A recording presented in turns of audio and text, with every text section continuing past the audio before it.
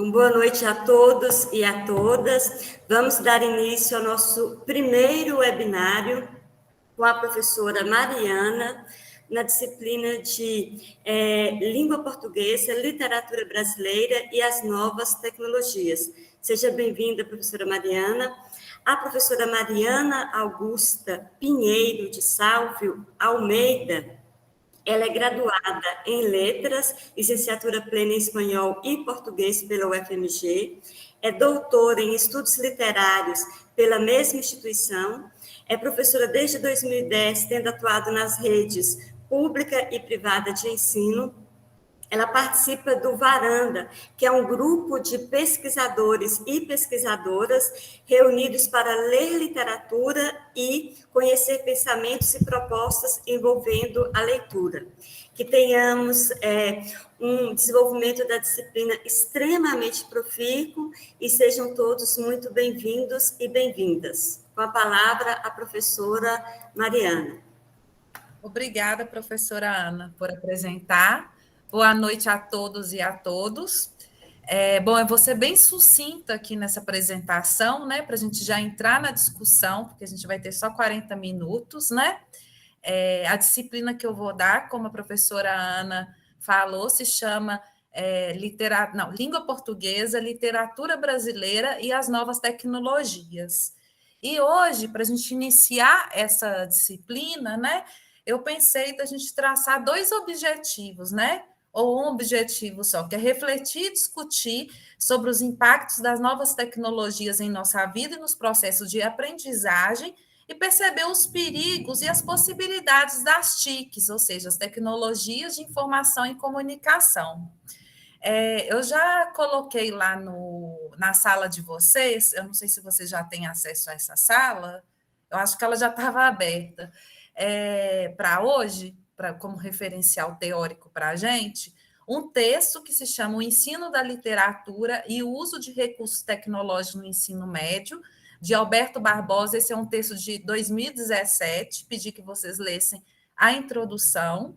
Um vídeo do canal Saber Ler, que é da professora Elzimar Costa, da UFMG, ela até foi minha professora, acho ela ótima, e é um vídeo sobre introdução aos multiletramentos, e também, né, se houver tempo, ao final dessa apresentação, eu gostaria de passar uma reportagem para vocês, que também está lá disponível para vocês, do canal Futura, que fala uma reportagem bem pequenininha, de 6 minutos, que fala sobre os efeitos da presença da tecnologia no cotidiano de jovens. Esse texto, essa reportagem é de 2015, né? Eu gosto de falar a data porque nessa época nossa da revolução tecnológica, 5 anos é muita coisa, né? 5 anos muda muita coisa.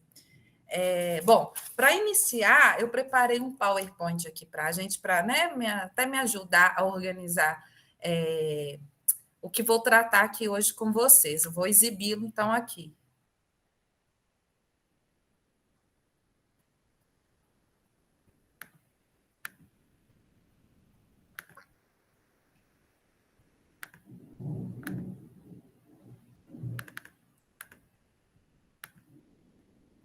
Bom, vocês estão enxergando? Sim. Então, sim. Obrigada, gente. Por favor, coloque no modo exibição, Mariana. Tá. Então, peraí. É a apresentação de slides? Isso mesmo.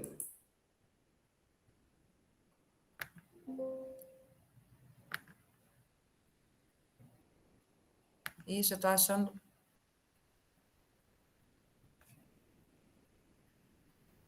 Você tem que clicar lá no lado esquerdo, Mariana, apresentação de slides.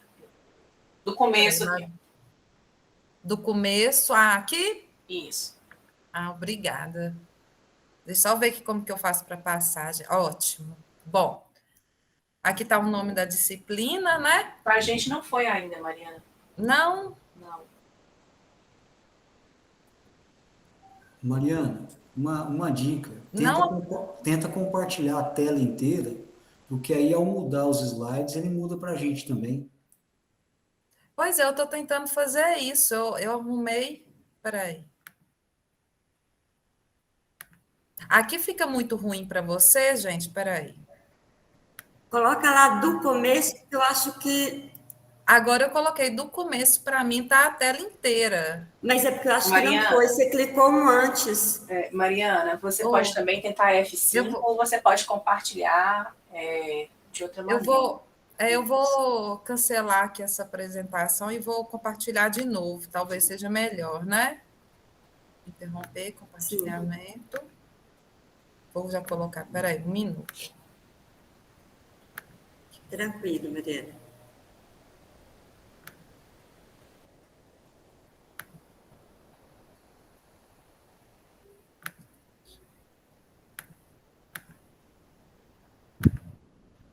Ana, só aproveitando, as disciplinas de E e F estão ocultas para os alunos, viu? A gente precisa liberar. Estou vendo o que eles falaram aí. Então, significa que eles não conseguiram ler nada. Ah, ok. Aí, Mariana, eles não conseguiram ter acesso, mas assim que finalizar aqui, nós já vamos dar acesso. Ok. Agora, vocês estão conseguindo ver? Não, está do mesmo jeito, Mariana. Vai lá. Eu tô aqui, eu coloquei do começo e aí a apresentação ficou em tela cheia, não estou entendendo o que está acontecendo. Você foi lá na apresentação de slide? Fui. Apresentação de slide do começo. Do começo, bem esse no início, que tem esse primeiro item? Exatamente. Ué, não sei. Mariana, tente essa sugestão que eu vou te dar. No rodapé do seu lado direito, tem uma espécie de televisãozinha perto do número 80 alguma coisa. Clica nela. Deu certo? Não está aparecendo para nós, eu acredito que na hora de você compartilhar a tela, você não está compartilhando a tela inteira, você está compartilhando um arquivo. Você tem que compartilhar a tela inteira okay. para ela rodar, entendeu? Vou fazer isso novamente.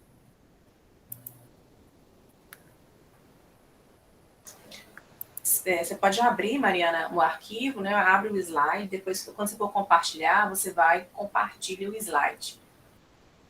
Para compartilhar. O slide está aberto? Está aberto. Aí está aqui, ó. Quais são as opções de compartilhar? Guia do Chrome, janela e tela cheia. Isso, aí você pode compartilhar tela cheia.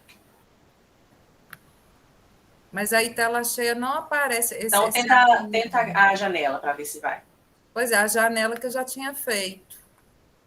Então, não. Isso, agora tá indo. Vamos tentar ver, né, se vai funcionar assim. Talvez funcione. Acho que talvez é melhor, né, para a gente ir passando. Isso, vamos prosseguir? Então, gente, o texto é o ensino de literatura e o uso de recursos tecnológicos no ensino médio, de Alberto Barbosa. Esse texto me interessou, sobretudo, pelos conceitos de tecnologia que ele traz, que a gente vai ver ao longo do texto. Eu fiz um pequeno fichamento para a gente ir discutindo, e aí eu vou lendo e discutindo com vocês. O próprio ensino de literatura pode se tornar muito mais prazeroso e de fácil entendimento para os alunos se trabalhado com textos digitais e oferecidos pela internet. Pois, Mariana, desculpa interromper, mas não está aparecendo para a gente esse slide. Está aparecendo só a primeira... Isso, agora sim. Está aparecendo? Agora sim. Então, ótimo.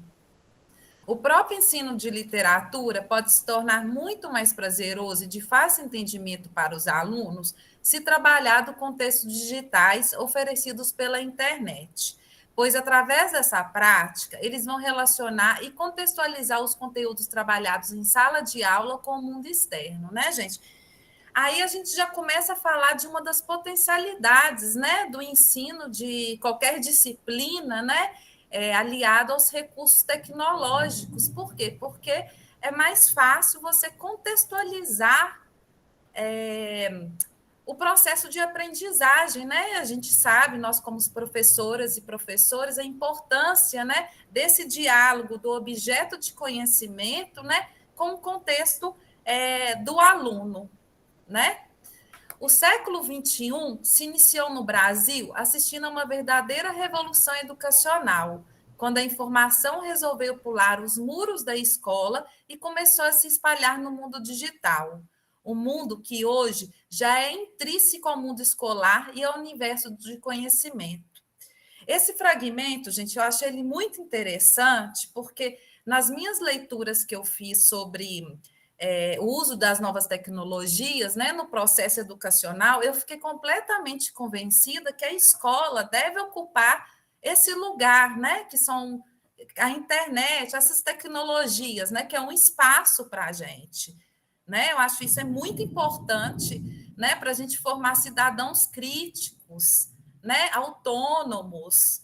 E por isso eu achei muito interessante. E é interessante porque a professora Elzimar, ao final do vídeo dela, que vocês vão ver então depois, que é um vídeo muito legal, ela fala que nosso maior desafio como professoras e professores é tentar aproximar a nossa sala de aula dos mundos que estão além dos muros da escola.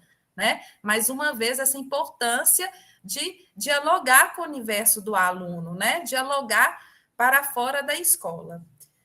E aí, algo que o Alberto Barbosa ele traz de muito interessante, que eu acho que a partir daqui a gente pode ter várias discussões, é sobre os conceitos de tecnologia que foram cunhados por Vieira Pinto em 2005. O primeiro conceito que o autor traz, né, de Vieira Pinto, é a tecnologia como logos da técnica. Teoria abrange um significado pouco usual na sociedade contemporânea. Essa primeira acepção trata da tecnologia como ciência, ou seja, estudo da técnica como produto da percepção humana que retorna ao mundo em forma de ação, materializada em instrumentos e máquinas. Esse conceito abarca desde profissões a manifestações artísticas. Bom, gente, esse primeiro conceito eu achei muito interessante para nós, porque ele mostra a tecnologia como um processo, né? É um produto da percepção humana, tá ali o homem construindo a tecnologia, né? Esse processo de construção como teoria, é um significado pouco usual, né? O segundo significado que ele traz de tecnologia, que é o significado do senso comum, que eu acho esse significado até um pouco perigoso, porque a tecnologia é apresentada puramente por um produto, como se não houvesse um humano atrás dele, como se não houvesse um produto neutro, como se a tecnologia não fosse ferramenta ideológica, né? Que a gente vai tratar mais disso dessa aula, que é esse conceito número 2. O senso comum da tecnologia é atualmente a segunda acepção, identificada pelo autor como a própria técnica. O produto final daquele logos inicial é o que é identificado como tecnologia pelo senso geral, ou seja, a tecnologia é representada pelo resultado, pelo objeto e pela materialização. O computador, como moderno instrumento, é tecnologia dentro dessa acepção, ou seja, o segundo conceito, então, ele foca no produto, né? Quase como se esse produto fosse algo neutro, né? Desprovido de tecnologia, de finalidade, de ideologia, de finalidade, né? Não leva em conta quem vai usar, para que usar, etc. Aí ele cunha, né, a partir, na verdade, o autor é o Vieira Pinto, né, ele traz o terceiro significado de tecnologia. O terceiro significado de tecnologia é um conjunto de técnicas de um grupo em um dado tempo. É também um significado mais popularizado, sobretudo para a revolução tecnológica que vivemos no século XXI e que se reflete em todas as áreas da vida.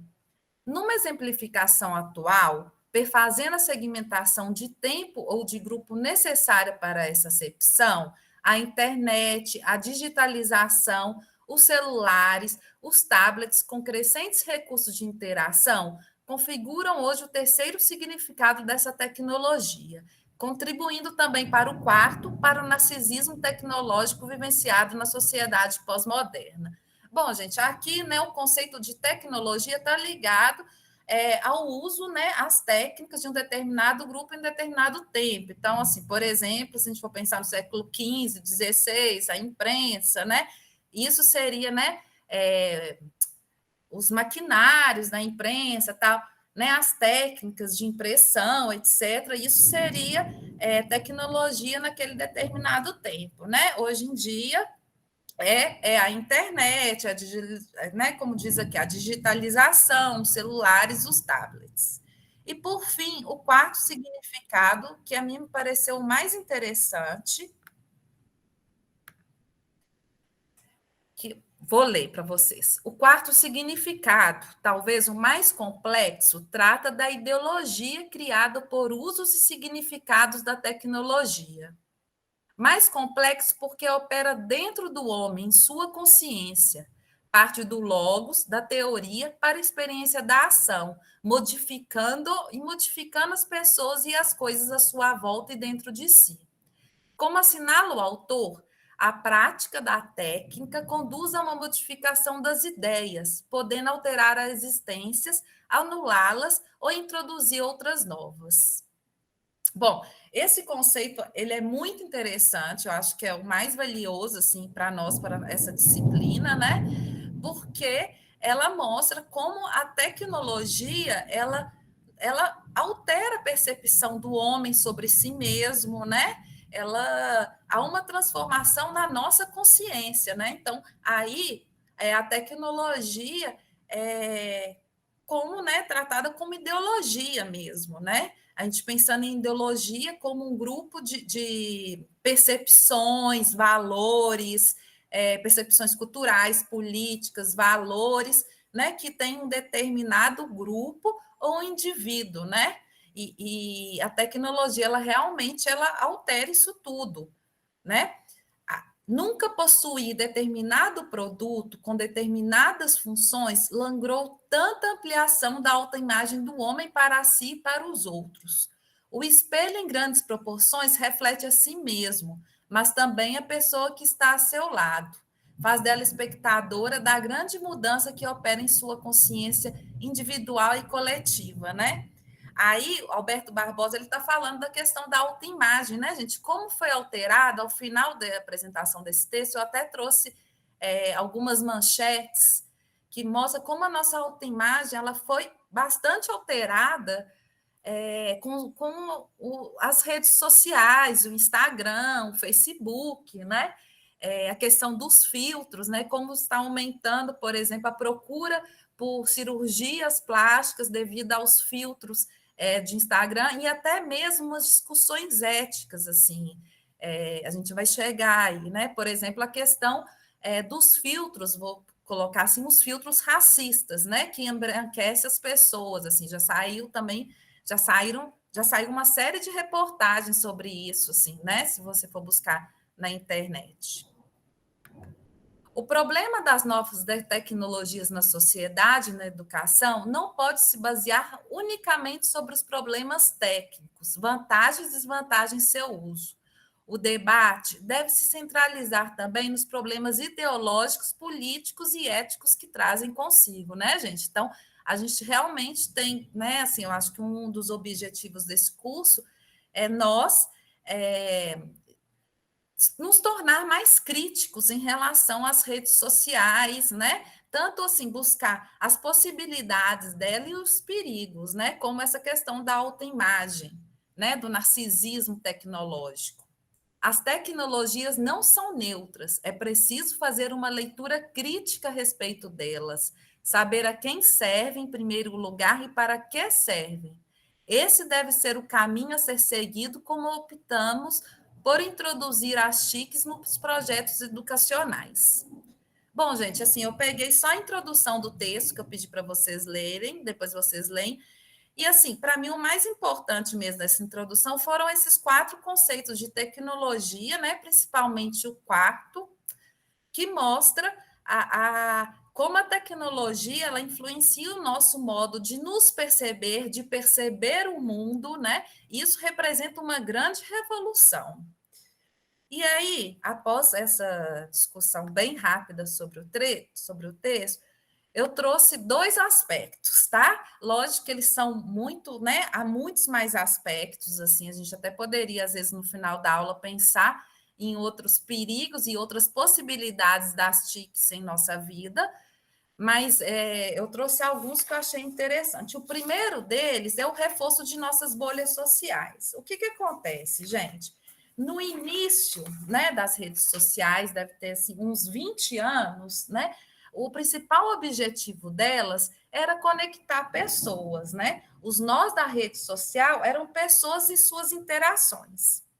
E aí, o que acontece? Né? Com o passar do tempo, com o acúmulo de informação que nós vamos deixando ali na rede, né? Clicar, por exemplo, eu gosto de decoração, né? Eu vou lá, clico em links, né, Pinterest, não sei, né, em sites de decoração de casa, etc., né, as redes sociais vão coletando informações sobre nós mesmos, né, fazendo com que as empresas de tecnologia, né, foram tantas informações coletadas que as empresas de tecnologias, elas não precisam mais tanto das nossas informações.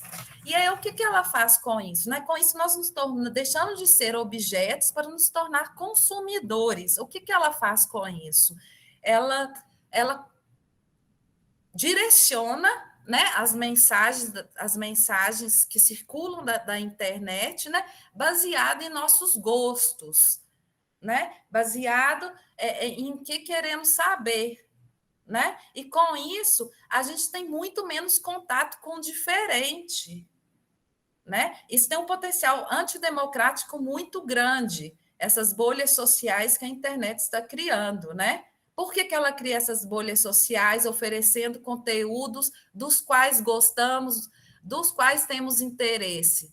Para nos expor mais para as propagandas, para que a gente gaste mais tempo com elas. Então, esse eu acho que é um grande perigo, né, das TICs em nossa vida, é a gente não saber mais lidar com o diferente, né? Outra coisa também, né, que os estudiosos falam que, né, umas transformações é ansiedade, dificuldade de concentração, né? Quando a gente vê, a gente ficou assim 2 horas na internet sem ver o tempo passar, né? E a questão sempre de vídeos curtos, tudo muito rápido, a gente está com uma certa dificuldade, né? Muitas pessoas relatam isso. A gente está com uma certa dificuldade de ler um livro mais longo, etc. E o problema do narcisismo e da autoimagem, né? Que eu comentei. Aí aqui eu pus 2 reportagens, né? E uma delas a manchete diz: jovem gasta 230 mil com plásticas de rosto para ficar parecido com o filtro do Instagram. E o outro é de um artigo de opinião, tá? Da Erly Guedes, ela é negra, né? E esse artigo de opinião chama Embelezar ou Embranquecer. E aí eu vou ler aqui um trecho desse artigo que eu achei muito interessante. Isso acontece porque a tecnologia não é neutra. Os filtros do Instagram são construídos dentro de um contexto social específico e por sujeitos também determinados. Por isso, são atravessados por juízos de valor presentes na sociedade. São como espelhos que podem refletir as visões de mundo de seus desenvolvedores e certos preconceitos, chamados bias ou vieses, podem influenciar a forma como operam diante de pessoas negras.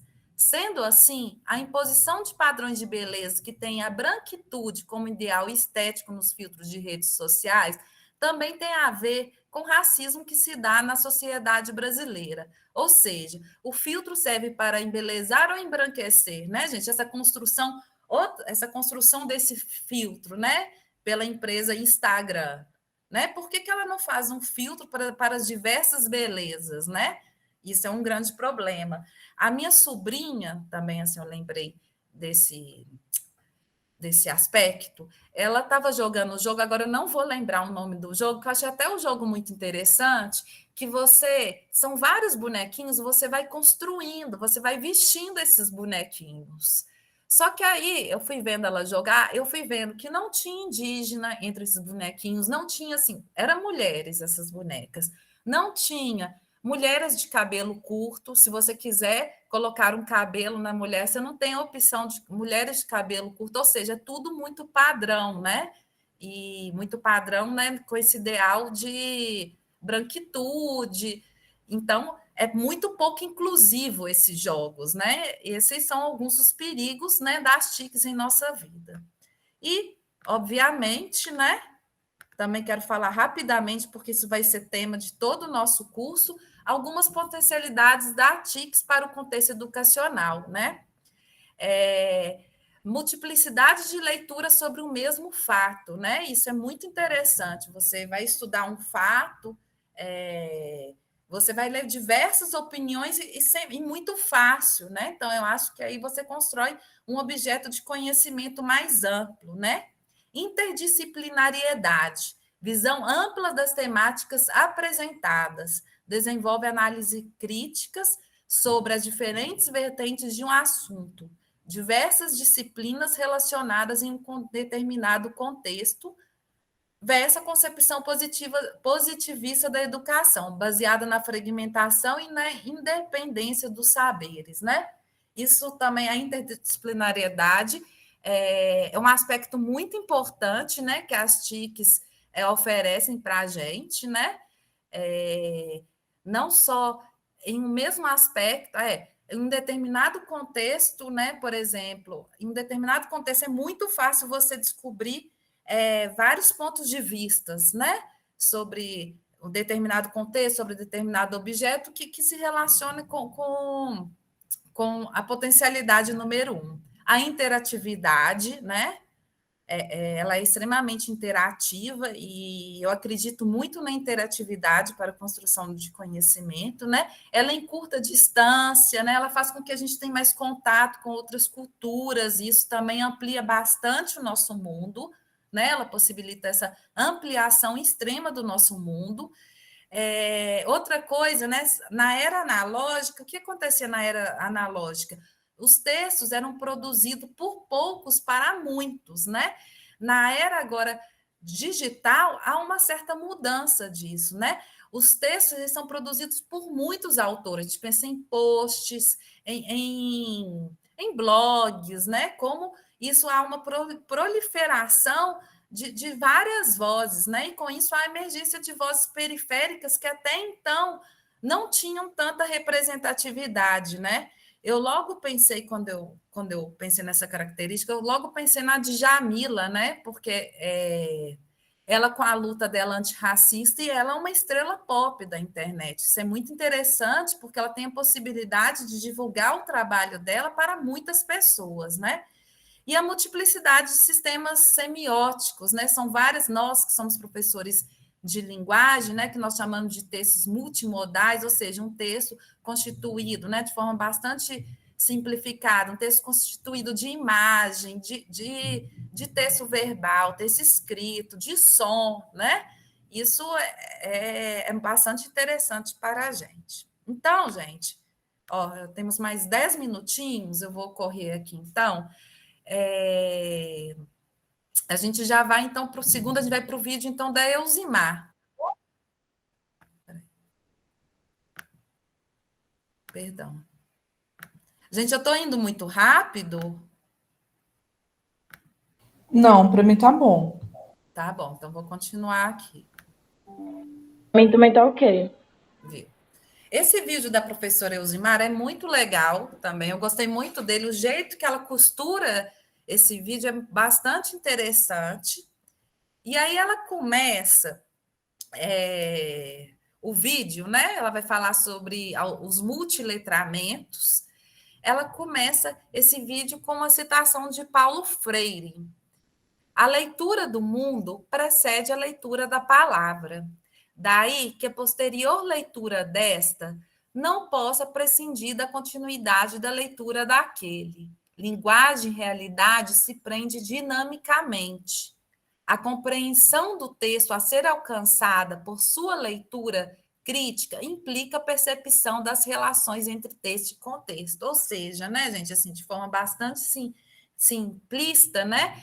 Aí Paulo Freire está trazendo o elemento contextual como elemento condicionante de sentido do texto, né? Eu acho que isso também com a professora Ana Amélia, com os professores, né? Vocês já exploraram bastante isso, como o contexto ele é importante, né? Na leitura, né? Faz parte do próprio texto, né? E aí eu vou lendo também, gente, é muito interessante esse vídeo, porque ela vai mostrando exatamente isso, como o nosso mundo ele vai crescendo com o passar do tempo. Né? Na nossa infância, que mundo que a gente tem da nossa infância? É o mundo da família, é o mundo da escola, é o mundo do quintal, né? E esse mundo ele vai crescendo. Aí, eu gostaria de refletir um pouco com vocês sobre as leituras que fazemos do mundo, que nos fazem representar muitos mundos imaginariamente. Leitura e mundo no plural, porque cada um de nós lê, imagina e representa de uma ou de muitas maneiras, segundo as lentes que usa. Bom, né, gente? Ela fala assim, né? Eu fui também pegando as partes mais importantes. Nesse vídeo, ela fala que ela pegou esse termo mundos imaginados de Benedict Anderson, aquele livro Comunidades Imaginadas, em que Benedict Anderson ele fala da constituição, né? Imaginária mesmo, né, afetiva das nações latino-americanas, né, que para ele foram precursoras em pensar as nações. Enfim, aí ela pegou esse termo, né, emprestado e ela fala de mundos imaginados, que são os mundos que nós representamos mentalmente a partir da leitura que fazemos, né, do mundo, de textos, de tudo, né? E aí ela lança essa provocação. Qual é o tamanho de seu mundo? De que tamanho era seu mundo quando você tinha 10 anos? Que tamanho que você acha que tinha o mundo há 1000 anos atrás e há 100 anos? Nessa conversa, estou falando do mundo que imaginamos ou que representamos mentalmente a partir das leituras que fazemos de tudo que está na nossa volta. Esse mundo começa a ser representado com o que está no nosso redor, né? Isso lembra muito a citação de Paulo Freire, né?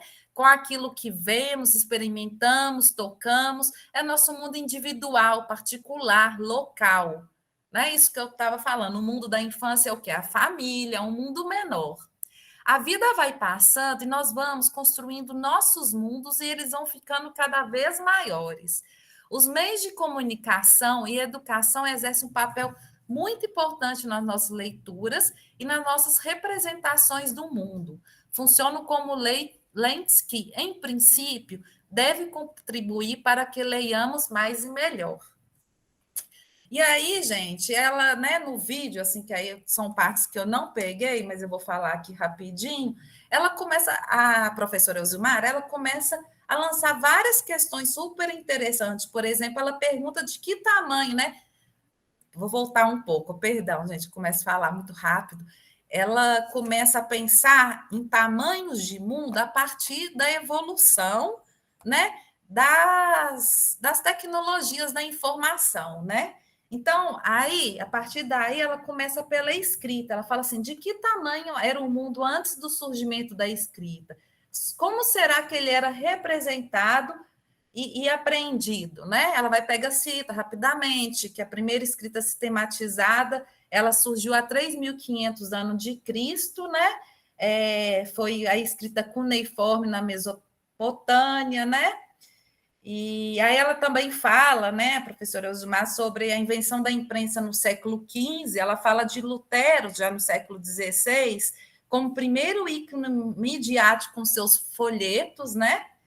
E também, né, a professora Elzimar, ela cita que o texto escrito, né, obviamente, era consumido por muitos poucos, né? Aí ela traz o exemplo que no Brasil, no início do século XX, 75% das pessoas eram analfabetas, né? Muita gente. o mundo se constituía, né, dessas pessoas, de relatos orais, de experiências cotidianas, né? Era um mundo mais restrito, né? Até a chegada da rádio, que aí aumentou o mundo dessas pessoas, que foi em 1922, né?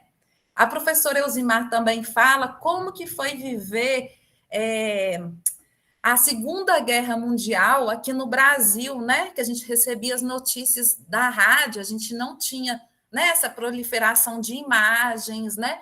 A gente recebia notícias da rádio de países muito distantes, dos quais a gente nunca tinha ouvido falar, né? E essa rádio, ela também ampliou o nosso mundo, né? Ela também, outra coisa que ela fala que eu achei super interessante, por isso que é legal vocês verem o vídeo, né? Que ela fala também sobre essa evolução, né, das tecnologias de informação, né? De armazenar as coisas, etc. Ela fala da chegada do homem à Lua, né? Como que a pessoa que tinha TV, tinha poder aquisitivo para isso, o mundo dessa pessoa se expandiu um pouco, né? Aí ela até brinca assim, agora essas pessoas podiam sonhar em visitar a Lua, né? Enfim, e aí finalmente ela chega nas tecnologias nas tecnologias digitais e internet, né? E aí né, ela comenta sobre a dificuldade de pensar a vida sem WhatsApp, sem banco online, sem redes sociais, sem Google, né? Apesar de que a professora Elzimar também comente que no Brasil 46 milhões das pessoas não têm acesso à internet ainda, né? Mas de todo modo, né, gente? Hoje em dia, nós, como cidadãos do século XXI, a gente praticamente enxerga o mundo, né? A gente tem contato do mundo quase que exclusivamente por uma tela de computador ou de internet, né? Isso é algo para se pensar também.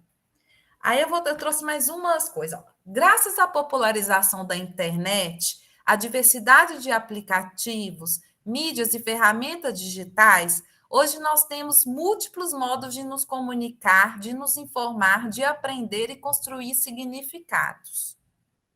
Outra mudança foi a democratização da produção, veiculação e consumo dos textos. Eles vêm se tornando cada vez mais multimodais e polifônicos. Os textos não são mais produzidos por poucos para consumo de muitos, como era na época analógica. Hoje, os textos são produzidos e consumidos por muitos, combinando diferentes modos de significar. Com isso, no campo da educação e dos estudos da linguagem, falamos em multiletramento, multi de muitas vozes e culturas, multi de muitas linguagens, né, gente? Hoje em dia, né, o texto que a gente tem contato é um texto que tem muito mais, né? Você pensar o texto Ai, meu Deus, agora me fugiu esse nome super. Peraí. O caminho que a gente faz, o hipertexto, né, da internet, né? Esse hipertexto que é um texto que a gente vai construindo, né? O espectador constrói um pouco, vai clicando nos links, né?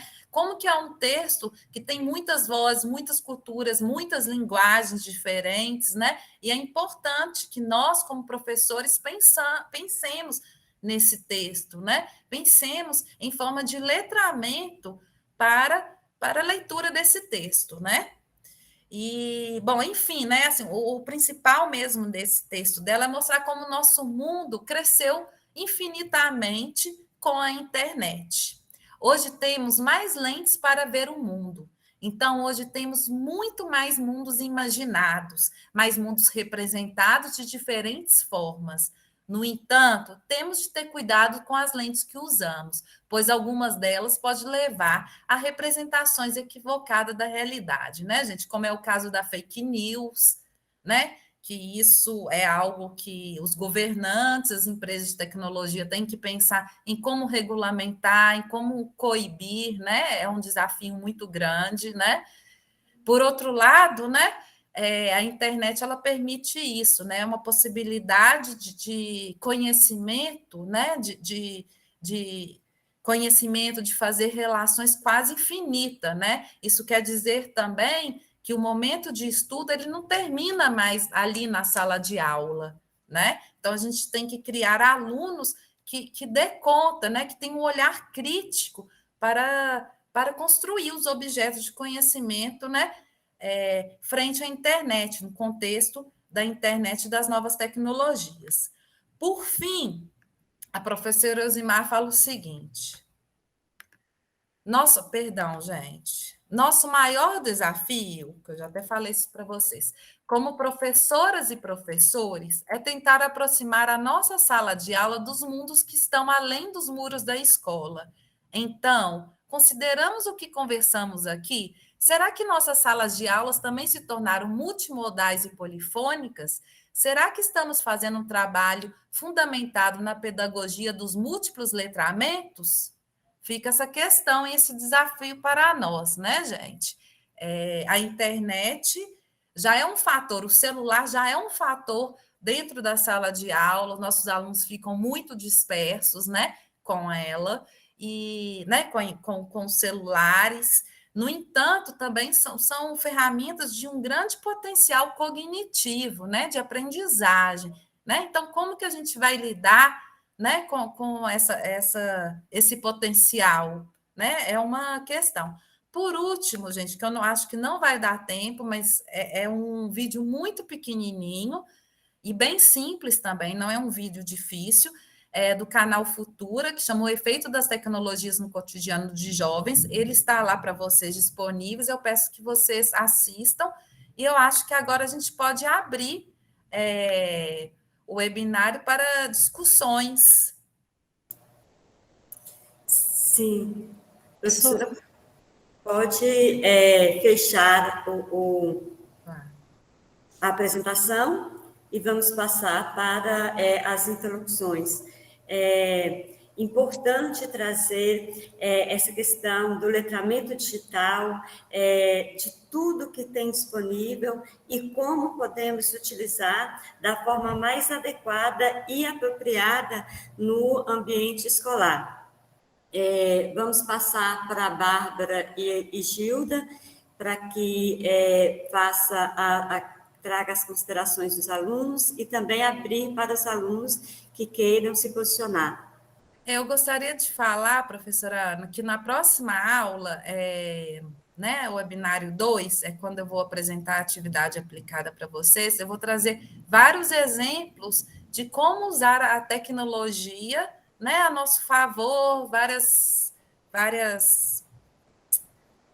há várias propostas metodológicas mesmo, assim, de professores trabalhando, por exemplo, com literatura e as novas tecnologias, jogos, né? Eu acho que isso é importante para a criatividade nossa mesmo, né? Ter muitas referências, assim, para que possamos criar aulas interessantes para os nossos alunos.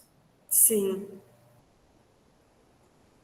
Professora Mariana, não houve questões aqui no chat, então a gente vai abrir, né, para que os alunos possam dialogar diretamente, aí cada um pode se inscrever ou pode levantar a mão, como a gente costuma fazer aqui, tá? Fiquem à vontade, gente. Eu gostaria, então, de fazer algumas perguntas, assim, para vocês, assim, né? Para começar, o que vocês acham, o que é a tecnologia para vocês, né? Eu gostaria que vocês me falassem, por exemplo, o que a tecnologia trouxe de bom e de ruim para a vida de vocês e para o contexto de sala de aula. O que vocês acham?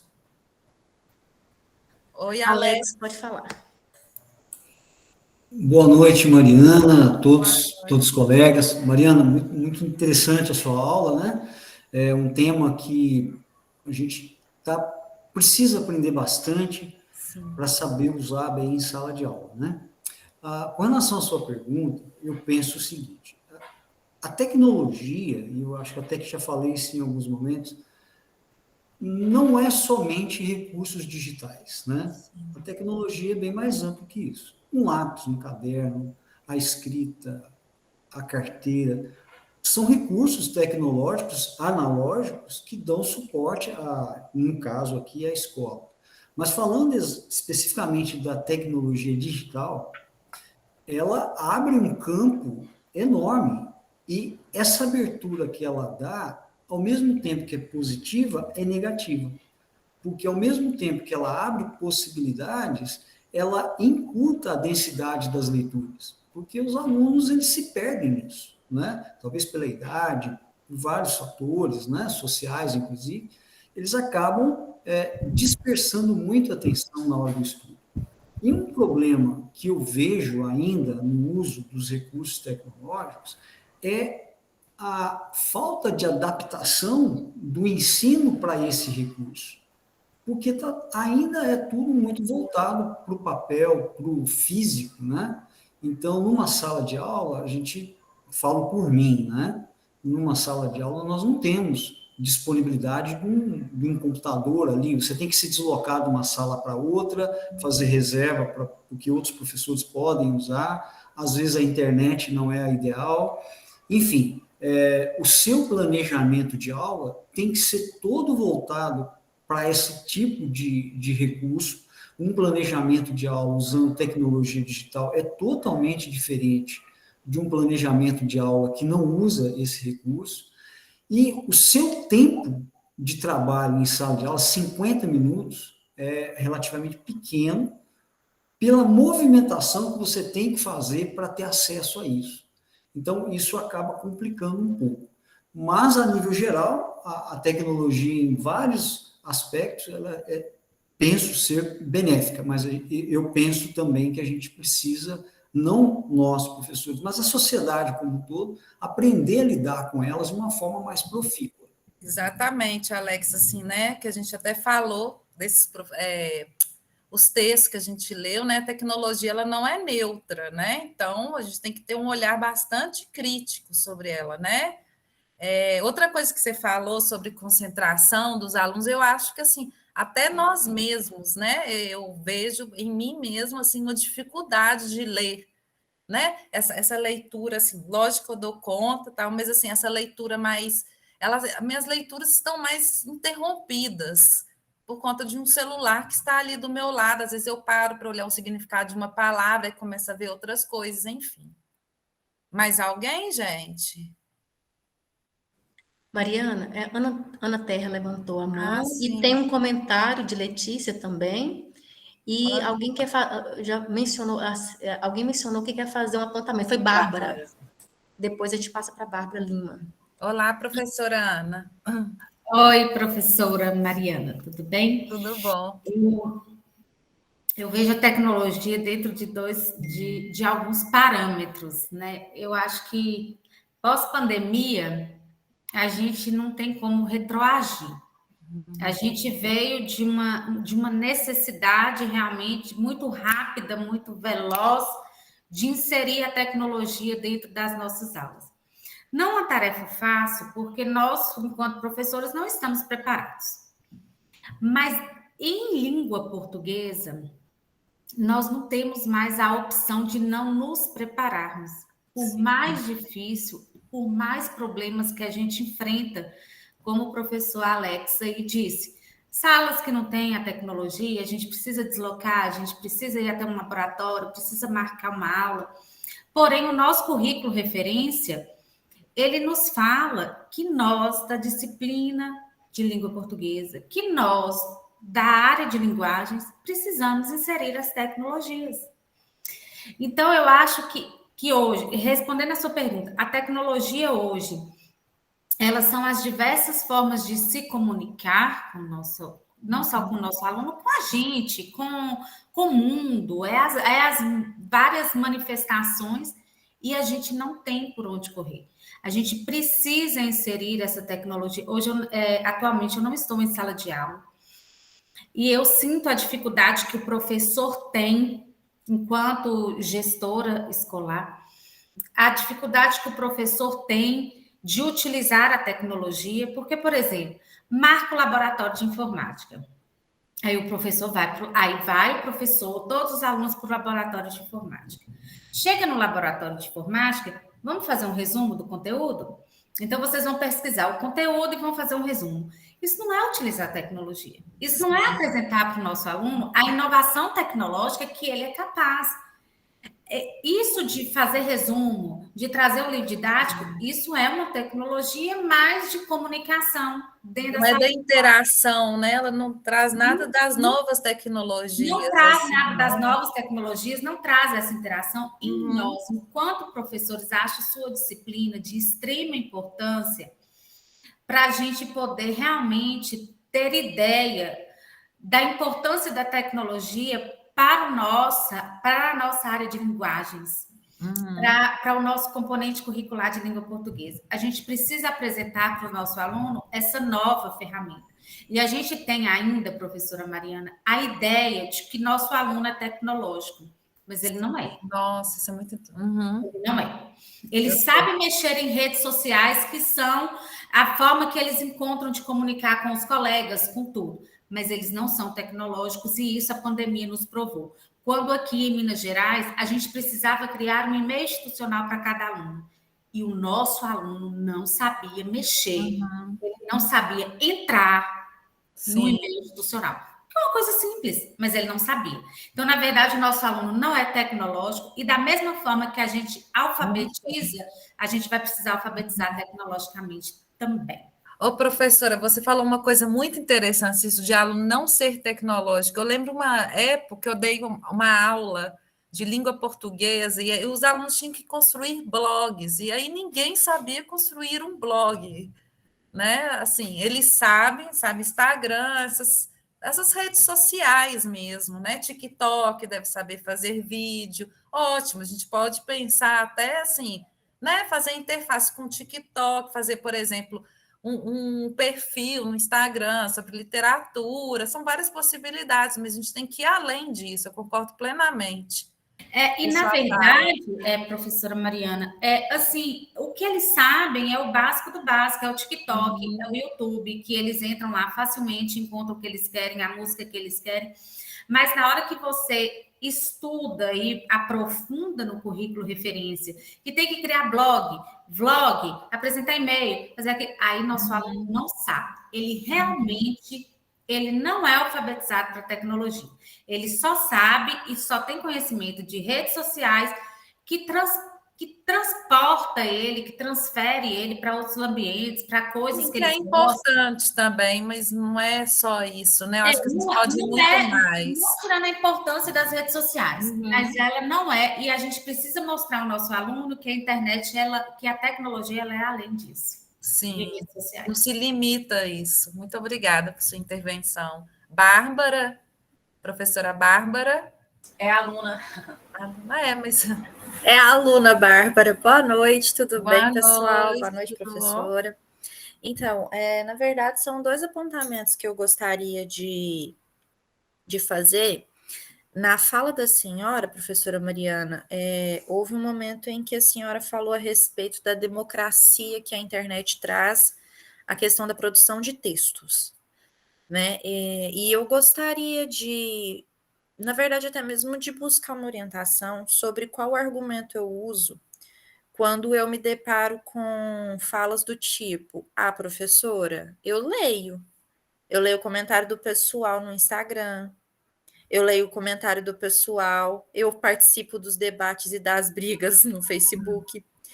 E aí eu sempre fico com um pensamento assim de que a internet tornou muito mais democrático, né, o acesso a textos, né, pessoas, por exemplo, periféricas, mulheres que antes não tinham voz, hoje tem. Só que ao mesmo tempo parece que do mesmo jeito que melhorou a quantidade, a qualidade vem caindo um pouco. A leitura boa, o aluno letrado, ele está diminuindo cada vez mais. E aí eu gostaria de uma orientação, porque aí eu escuto, eu leio. E aí eu vou falar, realmente, esse menino lê? Lê, mas ele está lendo coisa boa? Que argumento que eu posso ter para conversar com o meu aluno de que isso não é leitura? Eu acho, Bárbara, assim, eu acho que essa é uma questão muito difícil, assim, né? Obviamente eu não vou ter resposta, mas eu acho que, assim, não é a solução, mas um estímulo é você ler vários tipos de texto, porque aquele é só um tipo de texto, sabe? O aluno tem que ter contato, assim. Eu tenho muito assim, eu já tive muita experiência, eu sei que não é das novas tecnologias, é ler texto literário, um conto em voz alta com os alunos, sabe? Eu acho que isso assim, eles se envolvem tanto, né? Por exemplo, eu li Tortarado com eles, assim, o início. Eu acho que essa que é a solução, é expor os alunos a outros tipos de texto, mas eu não tenho a resposta.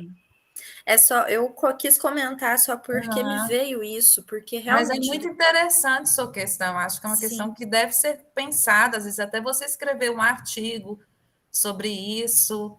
Uhum. Obrigada, professora. E eu queria comentar outra coisa, casando inclusive com a fala dos meus outros colegas, do Alex, por exemplo, que falou da dificuldade dessa questão do uso das tecnologias. Eu, por exemplo, eu tenho perfil de ensino médio, eu gosto de trabalhar com ensino médio, e eu faço uma coisa que dentro do projeto político-pedagógico e dentro da conduta da escola é tida como errado, e que é um segredo que eu tenho com os meus alunos, e que se, por exemplo, a minha pedagoga fica sabendo, dá problema para mim. Os meus alunos do ensino médio, normalmente os do segundo e terceiro ano, eu crio grupos de WhatsApp comigo, e nesses grupos eu repasso tudo aquilo que eu preciso para ser usado durante a aula. Então, eu não imprimo nada, eu não xeroco nada, é tudo via PDF, e aquilo que eles acham necessário, eles vão lá, imprimem e colam no caderno. Se não, nós fazemos tudo via online. Então, eles usam o celular o tempo todo dentro da minha aula. Só que isso é uma conduta tida como errada. Aí eu gostaria de falar isso porque a gente sente aquela questão, sejam tecnológicos, mas quando você usa aquela tecnologia, principalmente que é aquilo que está presente dentro da realidade dos meninos, a gente tem alguém que está barrando. Eu fui removida para uma outra escola, eu tenho 2 cargos, e para essa escola nova que eu comecei agora, a fala do diretor foi: pessoal, usem as TVs. A gente ganhou as TVs, elas estão nas salas e elas não são usadas. Então, nós temos, parece que sempre colegas resistindo a essa mudança também. Era só esse apontamento também que eu gostaria Eu de fazer. particularmente eu acho muito interessante grupo de WhatsApp, assim, comigo funciona muito bem minha relação, porque eu acho que ali, né, é lugar até para você estabelecer afetos, conhecer os alunos, eu acho que isso tudo enriquece, né? Você conhecer o perfil do seu aluno, eu particularmente, eu adoro. E Já fiz funciona muito bem isso demais. também, mandar os textos. Isso, os adolescentes gostam, porque para eles estão ali com o telefone o tempo todo, então é meio que até uma justificativa para eles poderem ficar com o telefone na mão, né? Mas era só esse apontamento. Obrigada, obrigada, professora Bárbara. Professor Alex, professor Daniel também. Mariana, professora Mariana, é rapidinho, só para pontuar uma questão. Ouvindo a nossa colega Ana Terra falando, né, das questões necessárias e da dificuldade dos alunos em utilizar a tecnologia, né? Bom, a geração de hoje é uma geração nativa tecnológica.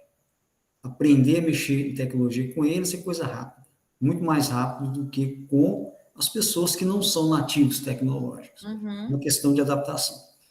E uma questão também que é importante a gente analisar, a BNCC, ela preconiza, sim, a adoção das tecnologias.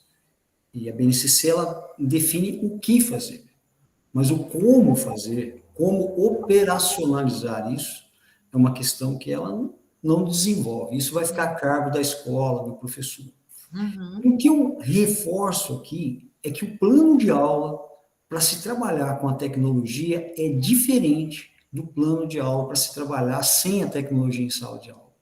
Não faz sentido, em alguns casos, levar o aluno para ler o livro pela tela do computador, com PDF. Você pode ler no papel, você vai para o laboratório para ler livro na tela. Não é isso. A tecnologia não tem esse papel. Você só está mudando a forma de mostrar o texto. Mas o efeito é até pior, porque ele está na frente de uma potencialidade, está com uma Ferrari na mão e está dirigindo um Fusquinha. Então, a questão é como planejar uma boa aula usando a tecnologia para tornar esse aluno interessado no contexto de literatura. Porque não é só passar o texto para ser lido na tela do computador pelos alunos. Não, de jeito nenhum. Você usar o recurso com um propósito maior. Né? E aí essa questão da logística se torna um pouco complicada, porque isso tudo toma muito tempo. Mas eu não sou contra, pelo contrário, sou a favor, mas a favor usando da forma correta. É assim, né? Tem esse problema, professor Alex, assim, que você relatou hoje, né? Do acesso às novas tecnologias, né? Que os alunos têm, né? Porque, assim, pelo que a gente conversou, eu fico pensando que talvez seja melhor, né? Não sei, assim, não ficar levando, às vezes, o aluno tanto para uma aula. Essas aulas que vocês falaram que não tem, né, não tem tanto efeito assim, né? Ir lá pesquisar e fazer um resumo, né? Deixar para eles fazerem esse tipo de coisa, talvez em casa, não é mesmo? E eu acho que, assim, lógico que, né, eu, pessoalmente, eu gosto muito mais de ler no papel. No entanto, eu acho que se a pessoa tem uma limitação financeira, alguma coisa, às vezes vale a pena a gente ler alguma coisa, né? Eu não dou conta muito, mas ler pela tela do celular. Os meninos de hoje, eles dão conta muito disso, eu fico impressionada, né? E lendo pela tela do celular. Bom, agora o professor Daniel, por favor. Professor, Boa boa noite. noite. Assim, eu vejo, né, que esse entrave, essa dificuldade que a gente tem hoje com acesso à tecnologia, é porque na minha escola nós temos muito escasso essa questão até mesmo do data show, dos recursos tecnológicos que nós não temos na escola. E o notebook, eu precisei comprar um notebook para mim ter acesso, né, que eu não tinha disponível, que eu trabalho na escola da zona rural. E assim, a gente vê, e outra coisa, nós não temos internet.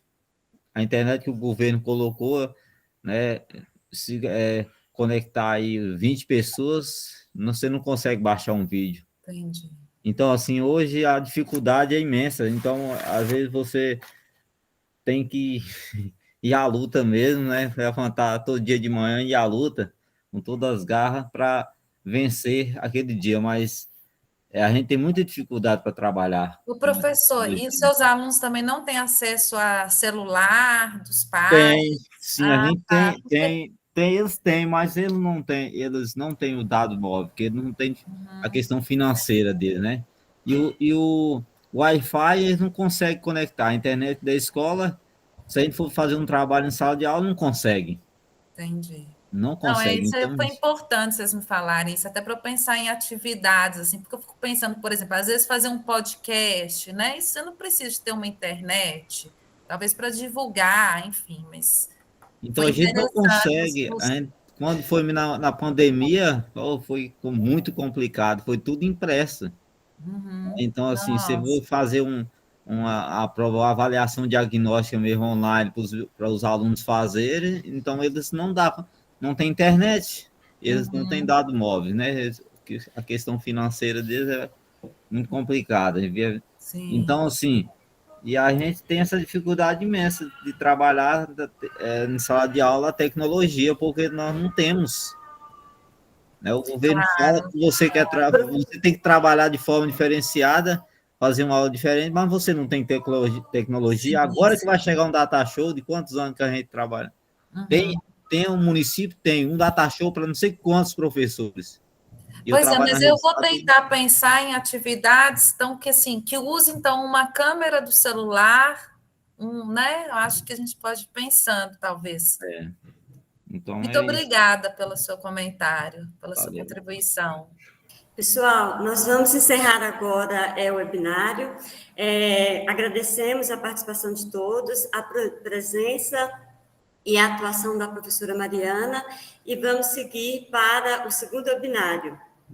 Gostaria também de agradecer a presença de todas e todos, e até logo, né, gente? O fórum eu vou postar ainda hoje, está bem? E esses textos com os quais a gente trabalha hoje.